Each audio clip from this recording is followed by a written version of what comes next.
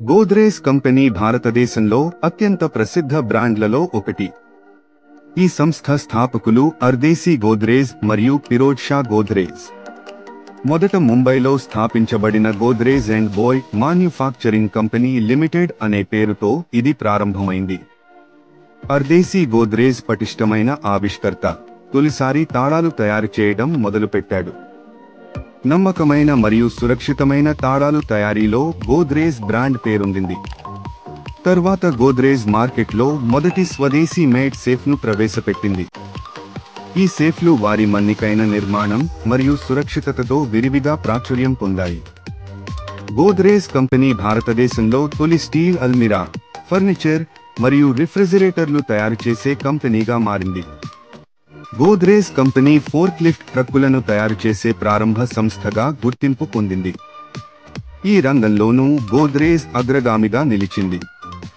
గోద్రేజ్ ఇండస్ట్రీలు తదుపరి గోద్రేజ్ సప్లయన్స్ అనే పేరు మీద గృహోపకరణాల ఉత్పత్తిలోకి ప్రవేశించింది.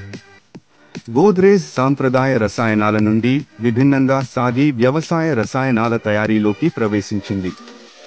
అలాగే వైద్య రంగం కోసం సాంకేతిక పరికరాలను తయారు చేయడం మొదలుపెట్టింది. గోద్రేజ్ కంపెనీ సామాజిక బాధ్యతను గౌరవిస్తూ తక్కువ ధరలో ఉన్నత నివాసాలను అందించడం ద్వారా వారి ఉద్యోగులకు మెరుగైన జీవనోపాధి కల్పించారు.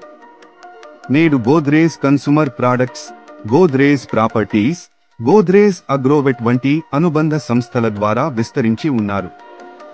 గోద్రేజ్ ఎల్లప్పుడూ మార్కెట్ వైపునే కాకుండా సామాజిక బాధ్యతలతో ప్రపంచవ్యాప్తంగా పేరు పొందింది. గోద్రేజ్ కంపెనీ విడిపోవడానికి ప్రధాన కారణం కుటుంబ వ్యాపారంలో ఉన్న విభేదాలు. గోద్రేజ్ కుటుంబంలో రెండు ప్రధాన గుంపులు ఉన్నాయి: ఆది గోద్రేజ్ కుటుంబం, నాదీర్ గోద్రేజ్ కుటుంబం. వారి మధ్య వ్యాపార వ్యూహాలు, నిర్వహణలో భిన్న అభిప్రాయాలు ఉండటం కారణంగా విభజన జరిగింది. ఆది గోద్రేజ్ కుటుంబం కన్స్యూమర్ ప్రాడక్ట్స్, ప్రాపర్టీస్ మరియు ఇన్స్ట్రుమెంటేషన్ వ్యాపారాలను నియంత్రిస్తుండగా, నాదీర్ గోద్రేజ్ కుటుంబం అగ్రోవెట్, రసాయనాలు మరియు ఇతర పారిశ్రామిక విభాగాలను నిర్వహిస్తోంది. ఈ విభజన ప్రతి కుటుంబం స్వతంత్రంగా తమ వ్యాపార లక్ష్యాలను సాధించడానికి అనువుగా మారింది. భారతదేశంలో చాలా పెద్ద కుటుంబ వ్యాపారాల్లోని సమస్యలు గోద్రేజ్ కుటుంబాన్ని కూడా ప్రభావితం చేశాయి. వంశపారంపర్య వ్యాపారాలు తరచుగా కుటుంబ సభ్యుల మధ్య భిన్న అభిప్రాయాలు మరియు లక్ష్యాలతో ఎదుర్కోవలసి ఉంటుంది. ఈ భేదాభిప్రాయాలు వ్యాపార నిర్వహణ, వ్యాపార వ్యూహాలు, భవిష్యత్తు మార్గదర్శకత్వం వంటి అంశాలతోనే వచ్చాయి.